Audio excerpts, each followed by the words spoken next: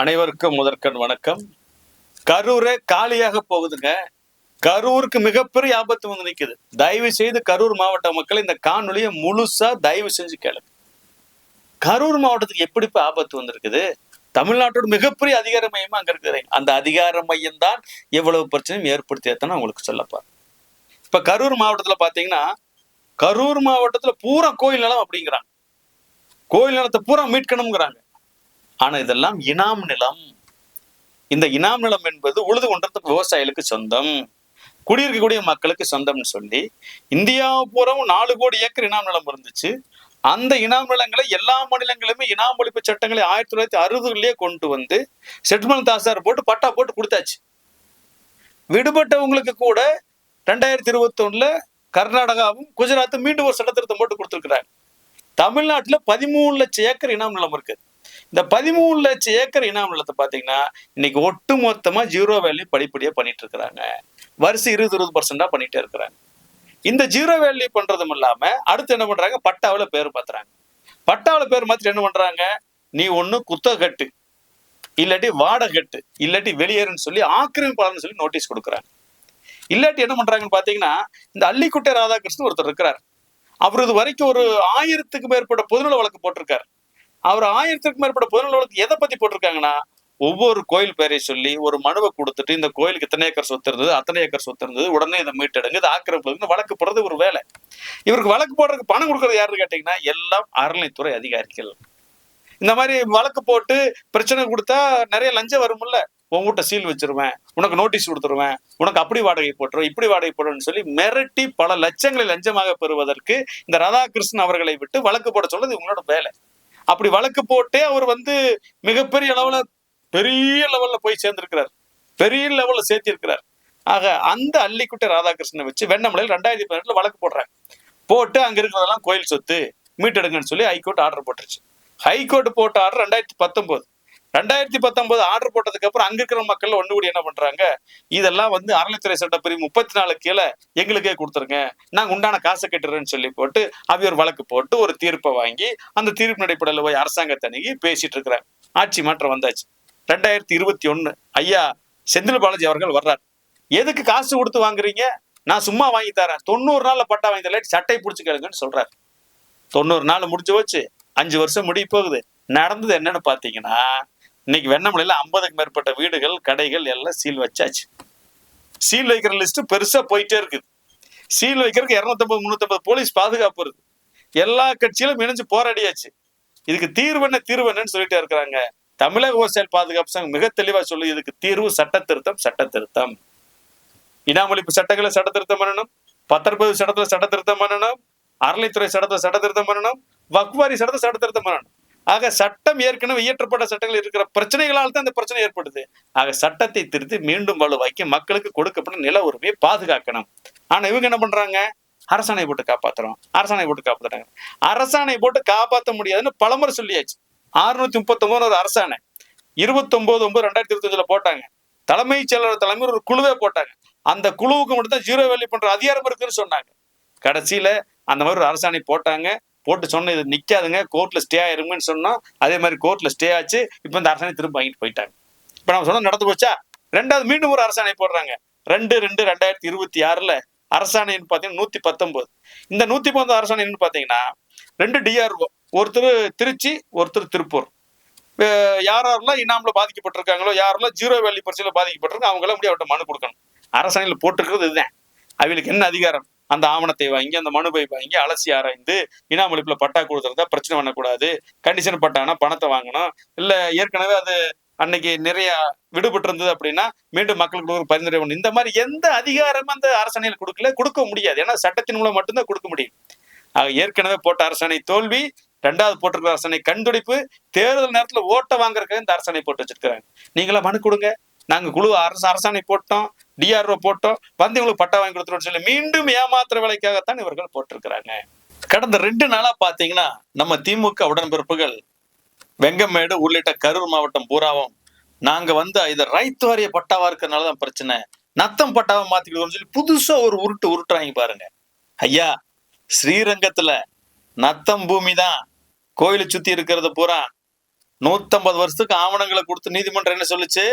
நீங்கள் ஆக்கிரமிப்பாளர் காலி பண்ணுங்கன்னு சொல்லிருச்சு. பட்டா இருக்குது, பத்திரம் இருக்குது, அனுபவம் இருக்குது.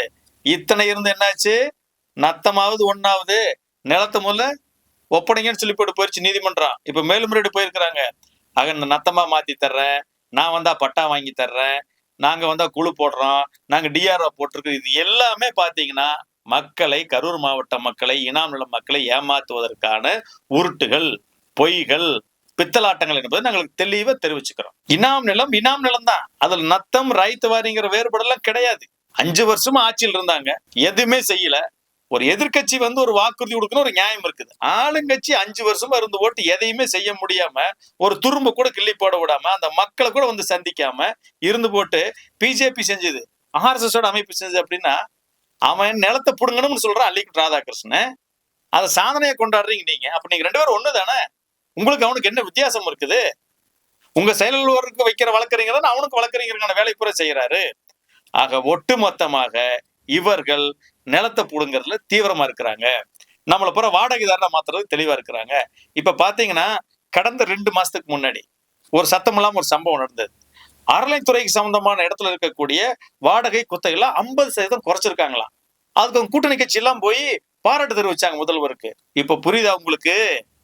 உங்களை எல்லாம் வாடகைதாரனை மாத்தி, வாடகை குறைச்சு, குத்தகை குறைச்சு, வாடகைதாரனை மாத்தி, குத்தகைதாரனை மாத்தி, அப்புறம் ஒரு 6 மாசம் கழிச்சு இதே அல்லிக்குட் ராதாகிருஷ்ணன் ஒரு வழக்கு போடுவார். போட்டதுக்கு அப்புறம் சந்தை மதிப்பில் நிர்ணயம் பண்ணுங்கன்னு சொல்லி உங்களை முடிச்சு கட்டுறதுக்கான வேலையை செய்கிறார்கள். இது ஒரு மிகப்பெரிய சதி திட்டம். உங்களை எல்லாம் நிலமற்றவர்களாக, நில உரிமை அற்றவர்களாக, உங்களை எல்லாம் அகதிகளாக மாற்றுவதற்கான திட்டம் என்பதை நீங்கள் கரூர் மாவட்ட மக்கள் உணர்ந்து கொள்ள வேண்டும். திமுக தொடர்ச்சியை தப்பு செய்யுது, செந்தில் பாலாஜி அவர்கள் தொடர்ச்சியை தப்பு செய்யறாங்க. சரி, இப்ப வந்திருக்காரு ஐயா ஆசி தியாகராஜன், கரூர் வேட்பாளர். இவர் இப்ப பாத்தீங்கன்னா இவருக்கு பேரு வாடகை தியாகராஜன். வெண்ணமலையில் இருக்கக்கூடிய நிறைய கடைகளை, வீடுகளை அறநிலையத்துறை உட்கார்ந்து பேசி வாடகைக்கு மாத்தி விட்டு பிரபலமானவருங்க அவரு. இவர் அறங்காவலர் குழு தலைவர். எல்லா கோயில்களிலும் கும்பாசனம் நடந்து இவர் தான் முதல்ல நிற்பார். இவர் தான் அந்த வாடகைக்கும் அந்த குத்தகைக்கும் விவசாயிகளை கட்ட வைக்கணும், நிலத்தை புடுங்கணுங்கிறதுக்கான குழுவோட தலைவர் ஆசி தியாகராஜன் தான். இவர் எப்படி நம்ம நிலத்தை காப்பாத்து, உரிமையை காப்பாத்துவார்? சரி, இப்ப 2026 தேர்தல் வாக்குறுதி வந்திருக்கு. திமுக வெளியிட்டு இருக்காங்க, நாங்க இன நலத்தை மீட்டு கொடுப்போம், மக்களுக்கு உரிமையாக்குவோம், கலைஞர் உணர்ந்த பட்டாவை காப்பாத்துவோம், அறிஞர் அண்ணா கொடுத்த வாக்குறுதியை காப்பாத்துவோம், காமராஜர் கொடுத்த சட்டத்தை காப்பாத்து ஏதாச்சும் சொல்லியிருக்காங்களா? கிடையவே எதுவுமே சொல்லல. கலைஞரால் கொடுக்கப்பட்ட பட்டா, காமராஜால் கொண்டு வரப்பட்ட சட்டம், அறிஞர் அண்ணாவால் வைக்கப்பட்ட கோரிக்கை, இதெல்லாம் மறந்துட்டு 13 லட்சம் ஏக்கர் இன்னைக்கு ஜீரோ வேலை பண்ணிட்டு இருக்காங்க தமிழ்நாடு பூரா. அது குறிப்பா வெண்ணமலையில 2018 போட்ட வழக்கில் 2019 தீர்ப்பு இன்னைக்கு வீடு போட்ட வந்திருக்கு. இதை தாண்டி பாத்தீங்கன்னா வெங்கமேடு, இனாம் கரூர், ஜவஹர் பஜார், தாந்தோணி மலை, காந்தி கிராமம், கொங்கு நகர், இப்படி ஒட்டுமொத்த கரூர் மாவட்டமே முழுசா பாத்தீங்கன்னா ஜீரோ வேலை பண்றாங்க. லிஸ்ட் ப்ரிப்பேர் ரெடியா இருக்குது. இவங்க தேர்தல் வந்துருச்சு, டெபாசிட் தேரான்னு சொல்லி அழுத்தம் கொடுத்து நிறுத்தி வச்சிருக்கிறாங்க. ஆனா அல்லிக்குட் ராதாகிருஷ்ணன் விடுவாரா? அவர் என்ன பண்ணா, இந்த வெண்ணமலை கோயில் செயல் அலுவலர் இருக்காரு பாத்தீங்களா, ஈவோ, அவரோட நெருக்கமான ஃப்ரெண்டு அல்லிக்குட் ராதாகிருஷ்ணன். இவர் அந்த செயலருக்கு வழக்கறிஞர் யார் தெரியுங்களா? ஆதிமூல பாண்டியன். அந்த ஆதிமூல பாண்டியன் ராதாகிருஷ்ணன் கூட இருக்கு. ஏன்னா அவருதான் அவருக்கு வழக்கு தயாரிச்சு கொடுக்குறவரு. அந்த அல்லிக்குட் ராதாகிருஷ்ணன் வழக்கு போடுற வந்தாருன்னா அவர் ஈவோ ஆபீஸ்ல வந்துக்குவாரு. ஒரே அங்க ராஜ உபச்சாரம் தான், கவனிப்பு தான், அவருக்கு போலீஸ் பாதுகாப்பு தான். அவர் என்ன கேட்டாலும் அங்க கிடைக்குது. நீதிமன்ற ஒரு காவல்துறை பாதுகாப்பு சொல்லிச்சா? கொடுக்கவே இல்லையே. யோசிச்சு பாருங்க. ஆக அல்லிக்குட் ராதாகிருஷ்ணனை வச்சு அறநிலைத்துறை ஊழியர்கள் வழக்கு போடுறாங்க. அதை நிறைவேற்றி கொடுக்கறது யாருன்னா திமுக. விவசாயிகிட்ட இருந்து நிலத்தை புடுங்கிறது, மக்கள்கிட்ட இருந்து நிலத்தை புடுங்கிறது சாதனையா கொண்டாடுறது திமுகங்க. இந்த தேர்தலில் என்ன சொல்லியிருக்காங்கன்னு பாத்தீங்கன்னா, நாங்கள் 8200 ஏக்கர் நிலங்களை மீட்டிருக்கிறோம், அதோட மதிப்பு 8200 கோடி, கோயில் நிலங்களை மீட்டிருக்காங்கிறாங்க. மீட்டதும் இல்லைங்க, இந்து சமய அறநிலைத்துறைக்கு சம்பந்தம் இல்லாத, உரிமை இல்லாத, பத்திரமும் பட்டாவும் 150 ஆண்டுகளுக்கு மேலாக இருக்கக்கூடிய மக்களுடைய உரிமை விடத்து இனாம் நிலங்களை அபகரித்து விட்டு கோயில் அந்த சாதனையை கொண்டாடுறாங்க. யாரு வழக்கு போட்டு புடுங்க சொல்றது? அல்லிக்குட் ராதாகிருஷ்ணன். அதை சாதனையை கொண்டாடுற யாருது? முதல்வர் ஸ்டாலின் அவர்கள். என்ன நடந்துட்டு இருக்குதுன்னு பாருங்க சாமி. கேட்டா நாங்க அரசாணை போட்டோம், நாங்க கொண்டு வந்துட்டோம், இதெல்லாம் போன ஆட்சியில வந்த பிரச்சனை, அவை சரி நடத்தலங்கிறாங்க. அவை சரியா நடத்தாதான் ராஜா உங்களை கொண்டு வந்தாங்க. நீங்க என்ன பண்ணீங்க? தேர்தல் அறிக்கையில கூட அந்த கோரிக்கை கொண்டு வர முடியலையே. தேர்தல் அறிக்கைக்கு தயாரிக்கிற குழு வருது கோயம்புத்தூருக்கு. அங்க விவசாயிகள் மனு கொடுக்குறோம். அங்க ஐயா செந்தில் பாலாஜி சொல்றாரு, உங்களை எல்லாம் விவசாய சங்கம் தவறா வழி நடத்துது, இதெல்லாம் நீங்க நீதிமன்றத்தான் போகணும் அப்படிங்கிறார். ஏற்கனவே கலைஞர் அவர்கள் பட்டா கொடுத்தாரு. எதன் அடிப்படையில? சட்டத்தை போட்டு பட்டா கொடுத்தாரு. சட்டம் கொண்டவர் யார்? கருமீரர் காமராஜர். கோரிக்கை வச்சவர் யார்? அறிஞர் அண்ணா. சட்டம் போட்டு பட்டா கொடுத்தது சட்டமன்றத்தில் இருக்கிற அதிகாரத்தின் வச்சு அந்த இருக்கிற பிரச்சனை தீர்த்து கொடுக்கறத விட்டு போட்டு நீதிமன்றத்துக்கு போன சொல்லி வழிகாட்டியவர் யார்? இவர் தான். சரி, இப்ப நீதிமன்றத்துக்கு போனாங்களே, தீர்த்துட்டாங்களா? நீதிமன்றத்துக்கு போனாங்களே, ஜெயிச்சுட்டு வந்துட்டாங்களா? நான் சட்ட போராட்டம் நடத்துறதுக்கு பல லட்சங்கள் செலவு இருக்குன்னு சொல்லியிருக்காங்களே, ஏதாவது ஜெயிச்சுட்டு வந்தாங்களா? கிடையாது. நீதிமன்றத்துல போய் வலுவா தோத்துட்டு வந்திருக்கிறாங்க. நீதிமன்றத்தில் ஜெயிக்கவே முடியாது. அப்பீல் யார் போயிருக்கணும்? மக்கள் போயிருக்கிறாங்க. அன்னைக்கு யார் போக வேண்டியது? மாவட்ட ஆட்சியர் போயிருக்கணும். அதான் படிச்சோன்னா மாவட்ட ஆட்சியர் அப்பீலுக்கு போகல. உச்ச நீதிமன்றத்துக்கு வேற யாரோ இங்க இருக்கிற பாதிப்பு வச்சு எடுத்துட்டு போறாங்க. வழக்கு அங்க சரியா தயாரிக்கல. காமாஞ்சாமன் வழக்கு தயாரிச்சு இனாம்ங்கிற சப்ஜெக்ட் எடுத்தாங்க, கோயில் ஒத்துக்கிட்டு வழக்காடி தோத்துட்டு வந்து நிக்கிறாங்க. இனி யார் வழக்கு போனாலும் அங்க தோக்கும். ஆக இந்த ஆசி தியாகராஜன், செந்தில் பாலாஜி, அசோக் இவர்கள் எல்லோரும் சேர்ந்து ஒட்டுமொத்த கரூர் மரத்துல சிக்கல் காழ்த்திருக்கிறாங்க. இப்ப ரெண்டாவது பாத்தீங்கன்னா அதே அல்லிக்குட்டி ராதாகிருஷ்ணன் வழக்கின் 26,185 2021 ஒரு வழக்கு போட்டார். கரூர் மாவட்டத்தில் இருக்கிற 66 கோயிலுக்கு சம்பந்தமான நிலங்கள் இருக்குது, அது 20,000 ஏக்கருக்கு மேல நிலம் இருக்குது, அதை பூரா மீட்டெடுங்கன்னு போட்டார். 19 கோயிலுக்கு மட்டும் லிஸ்ட் ப்ரிப்பேர் பண்ணிருக்காங்க. அதுல மட்டும் 9,000 ஏக்கர் நிலங்களை இப்ப ஜீரோ வேலி பண்றதுக்கு நீதிமன்றத்துக்கு கொடுக்குற பட்டியல் தயாராயிருச்சு. ஆக அடுத்தது பாத்தீங்கன்னா ஒட்டுமொத்தமா கரூர் மாவட்டத்துல எந்த மக்களுக்கும் நிலம் இருக்காது. எங்களுக்கு இனா நிலமா கோயில் நிலமா நீங்க பாக்கலாம்னு நீங்க ஒண்ணு வேண்டாம் சாமி. 1912 RSR உங்க நிலத்தை போய் எடுத்து பாருங்க, அதுல சாமி பேர் இருக்குது அப்படின்னு உங்களுக்கு இனா நிலம்னு அர்த்தம். இது சாமி பேர் இருக்கிறது கோயில் நிலம்னு அர்த்தம் கிடையாது. கோயில் நிலம்னா நம்மளை போன்ற தனிப்பட்ட பக்தர்கள் கோயிலுக்கு எழுதி கொடுத்திருக்கணும், தானம் எழுதி கொடுத்திருக்கணும், உயில் எழுதி கொடுத்திருக்கணும், கரையும் எழுதி இருக்கணும். அதுதான் கோயில் நிலம். அந்த மாதிரி கோயில் நிலத்துக்கு மட்டும்தான் அறநிலைத்துறைக்கு அதிகாரம் இருக்குது. 1912 RSRல கோயில் பேர் இருக்குது அப்படின்னா அது அரசாங்கத்தினுடைய மேல்வார உரிமை பெற்ற நிலம். அதாவது அரசுக்கு செலுத்த வேண்டிய நில வரி நம்ம அந்த கோயிலுக்கு செலுத்தணும், அவ்வளவுதான். கீழ்வாரம் சொல்லி நில உரிமை நம்ம கிட்ட தான் இருக்குது. ஆக இப்படி இருக்கக்கூடிய சூழ்நிலை தொடர்ச்சியாக அமைச்சர் செந்தில் பாலாஜியும் அவர் தம்பி அசோக்கும் ஆசி தியாகராஜனும் கரூர் மாவட்ட மக்களை தவறாக வழிநடத்துவதோடு தோல்வி பயத்தில் அவர் கோயம்புத்தூருக்கே போயிட்டார். அவர் நாளைக்கு சென்னைக்கு போவாரு, கன்னியாகுமரியில் போயிட்டு ஒரு காசு கொடுத்து ஜெயிச்சுட்டு வந்துருவார். அவர் தான் பட்டி ஜனநாயகத்தில் புகழ் பெற்றவர். மக்களை பட்டியல் அடிச்சு தினம் 300-500 கொடுத்து உட்கார வச்சு கடைசியில் ஒரு 3,000-4,000 கொடுத்து ஓட்டு வாங்கிடுவார். இல்லாட்டி போன முறை 2 கொடுத்து ஓட்டு வாங்கினாரு. கொலுசு கொண்டு திருப்பி கடல் கொடுத்து பார்த்தாங்க, கருத்து போச்சு இல்ல. இப்ப கோயம்புத்தூர்ல 1 கிராம் காணி 4 இது கொடுக்குறாரு, தங்க கொடுக்குறாராம். அதையும் வாங்கி பார்த்தாங்கன்னா அடுத்தது கடை கொண்டு போனா விற்காது, செல்லாது, கருத்து போயிடும். ஆக இந்த மாதிரி ஏமாற்றி மக்களை பொய்யை சொல்லி பரப்புரை சொல்லி இவர்கள் காசை கொடுத்து பணத்தை கொடுத்து அண்டாவை கொடுத்து குண்டாவை கொடுத்து வெற்றி பெற பார்க்கிறார்கள். இவர்களை தோற்கடிக்க வேண்டிய பொறுப்பு கரூர் மாவட்டத்தில் இருக்கக்கூடிய அனைவருக்கும் இருக்கிறது.